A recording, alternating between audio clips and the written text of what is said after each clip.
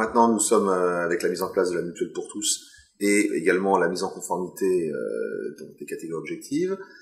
Pour les salariés, est-ce que ça change vraiment quelque chose? Est-ce que c'est vraiment un plus?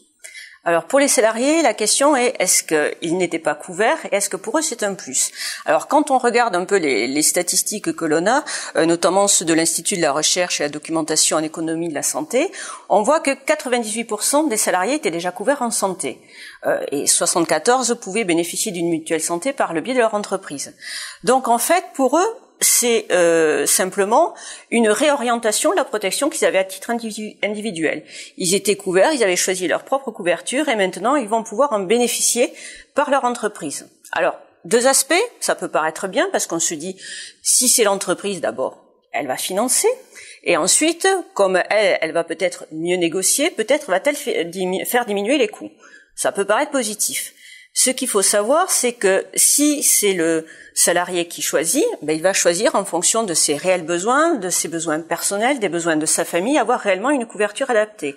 Si c'est l'entreprise qui choisit cette couverture, voire la branche, ça va être une couverture uniforme. Or, est-ce que un jeune apprenti a-t-il les mêmes besoins en santé qu'une dame salariée qui a des enfants à charge ou qu'un ouvrier senior qui est en fin de carrière? On peut penser que pas forcément. Donc ils vont peut-être devoir résilier une couverture individuelle qui leur convenait pour prendre une couverture d'entreprise. Cette couverture d'entreprise, de quel niveau va-t-elle être? Pour des grandes entreprises qui ont les moyens et qui les ont déjà mis en place, peut-être que ce sera une couverture de très bon niveau. Pour une petite entreprise, pour elle, c'est une charge supplémentaire et peut-être va-t-elle prendre une couverture d'un niveau, on va dire, assez moyen. Donc, le salarié, s'il veut vraiment être couvert en fonction de ses réels besoins et ceux de sa famille, il va peut-être devoir prendre un étage supplémentaire.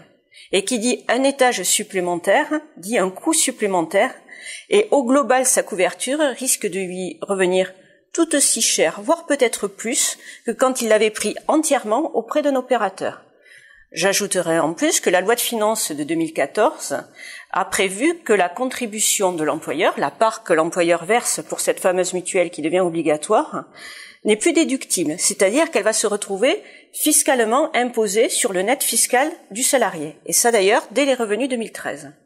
Donc, je perds ma liberté de choix, je n'aurai pas forcément une couverture spécifiquement adaptée, et en plus, la contribution de l'employeur va être fiscalisée. Donc il faut un peu mesurer avantages, inconvénients, on peut quand même réfléchir, et c'est pas aussi simple que cela pouvait paraître. Et alors pour les entreprises, est-ce que c'est un avantage, est-ce que c'est un inconvénient? Donc là il faut distinguer en fait les entreprises. Les grosses entreprises ou même les grosses PME avaient déjà mis en place pour la plupart un régime de protection sociale et un régime santé pour leurs salariés. C'est le cas de à peu près 94% des entreprises de plus de 250 salariés qui ont déjà un régime en place. Donc pour elles et comme pour leurs salariés, a priori pas de changement.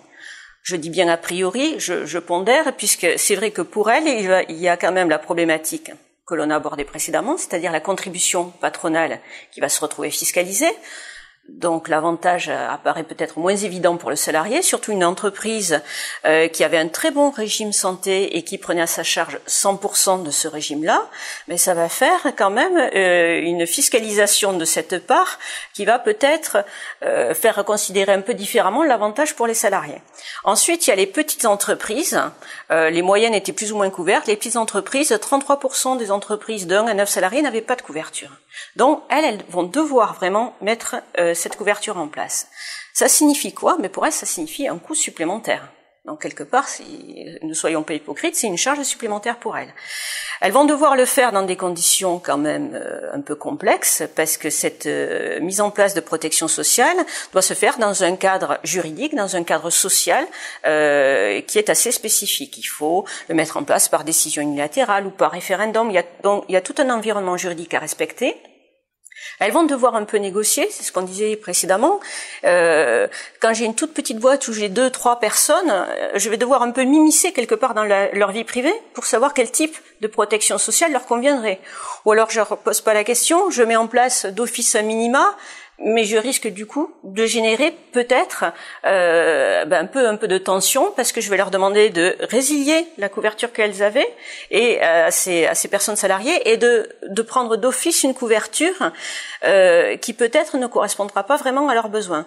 Donc ça va générer, je pense, un coût. Ça va générer une démarche vis-à-vis de ses salariés, et là, le chef d'entreprise, il devra être un peu agile. Il va devoir savoir négocier ça, le démontrer, montrer qu'il s'agit d'un avantage, et ça peut être quand même un peu délicat, surtout si ce cher chef d'entreprise est dans un environnement totalement différent, un artisan qui n'a pas forcément l'habitude de parler de ce genre de problématiques à son personnel.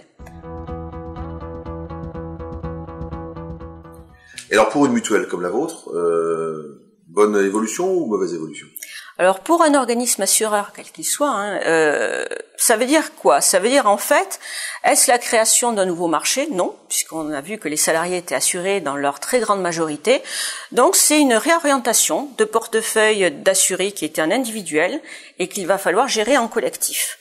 En partie, parce que ce qu'il faut bien voir, c'est que toutes les personnes non salariées, on les conservera dans ce que l'on appelle un groupe individuel, c'est-à-dire les étudiants, c'est-à-dire les personnes sans emploi, c'est-à-dire les actuels retraités. Et si vous voulez, donc le mécanisme de mutualisation que l'on avait avec la population des actifs, de fait, il est brisé, puisque la population des actifs doit être gérée, entre guillemets, à travers des contrats groupes, des contrats d'entreprise, dont restent les populations un peu fragiles, sur lesquelles il va devenir très délicat d'assurer une véritable mutualisation intergénération et interstatut. Et ce qui fait que là, ce sont des populations un peu plus fragiles, qui ont peut-être un peu moins les moyens, et pour autant, de fait, le coût de leur protection sociale non mutualisée pourrait être amené éventuellement à être augmenté. D'où une difficulté pour ces personnes-là, qui bénéficient par ailleurs éventuellement d'aide à l'acquisition de la complémentaire santé, mais il y a quand même une réflexion à mener pour ce type de population. Ensuite, ces réformes successives que l'on a du cadre social de l'environnement impliquent un travail pour les organismes, un travail d'information des entreprises, un travail d'information des actuels adhérents, et c'est assez complexe, on a vu le système. Donc c'est pas évident, surtout qu'il y a des sons de cloche un peu divers qui arrivent de partout, et c'est pas évident d'expliquer concrètement ce dont il s'agit. Et puis en plus, vous avez les diverses évolutions réglementaires qui s'entrechoquent un peu, c'est-à-dire qu'on a eu déjà un décret le 9 janvier 2012 qui a reformater un peu l'environnement social en mettant de nouvelles exigences au niveau de l'entreprise pour pouvoir bénéficier d'exonération sociale, en impliquant, c'est un peu technique, une nouvelle définition des catégories de salariés protégés. Donc ça implique une information auprès des entreprises, ça implique des mises en conformité qui se font en partenariat avec donc l'entreprise, avec l'organisme assureur, avec les conseillers de l'entreprise. Ça c'est un peu délicat, et il faut savoir que l'on a donc cette obligation de généralisation de la santé selon un calendrier qui s'échelonne jusqu'à 2016, mais on est toujours en attente d'autres décrets qui doivent justement nous définir quelle doit être cette couverture santé. Et ça, on ne le sait pas encore. On a une obligation de mettre en place, on a une obligation de mettre en conformité, mais nous sommes toujours en attente des textes qui doivent nous définir une couverture minimale, avec certaines garanties qu'il faut prendre, avec une hauteur de garantie minimale qu'il faut prendre, et là, le décret est attendu, on l'espère, au premier semestre 2014. Aussi, redéfinir ce que l'on appelle les contrats santé responsables. Il y a des minima, mais ils vont aussi instaurer des plafonnements de prestations pour éviter, l'idée est là, pour éviter une dérive des coûts. Mais ça veut dire que pour les entreprises qui sont déjà couvertes ou pour les nouvelles, on ne sait pas en fait quoi leur proposer. Et celles qui ont déjà quelque chose en place, il va peut-être falloir, dès que ces décrets seront publiés, donc premier semestre 2014, il va falloir rebalayer l'intégralité du portefeuille de nos assurés pour savoir si la couverture dont ils bénéficient correspond bien à cette nouvelle réglementation. Donc ça fait revoir l'intégralité du portefeuille, le modifier, donc renégocier avec l'entreprise, ça peut avoir un impact tarifaire, donc renégocier aussi cet aspect-là. Et puis derrière, ça fait des petites mains qui doivent reparamétrer absolument tout ce type de contrat. Et on l'a vu, c'est pas un apport supplémentaire. On pourrait se dire, les organismes assureurs, ils ont de la chance, ça y est, on leur apporte des clients supplémentaires. Non, on les avait tous déjà, mais à d'autres niveaux individuels. Là, on va les basculer dans le collectif avec toute une problématique et avec une nécessité en plus de se mettre en conformité avec des textes qui ne sont pas parus. Et c'est une importance quand même cruciale pour l'adhérent, puisque si sa couverture santé ne respecte pas ces fameux critères de responsabilité, d'abord, il y a une taxation qui est différente, qui est majorée. Ensuite, il ne bénéficiera plus du cadre social, c'est-à-dire qu'on ne peut plus avoir dans une entreprise l'exonération de charges sociales si ma couverture ne respecte pas ce cadre-là. Et aussi, il reste encore une exonération au sein de l'entreprise de la part du salarié, ce que le salarié verse sur sa mutuelle santé, il n'est pas fiscalisé dessus, mais à condition que le contrat soit bien responsable. Donc c'est vrai que là, on est en attente de texte et il y a quand même tout un bouleversement des régimes en place ou des régimes à mettre en place, et donc ça va générer beaucoup de travail pour les organismes assureurs, pour les conseillers des entreprises, je pense aux experts comptables, je pense aux avocats, et pour les chefs d'entreprise eux-mêmes.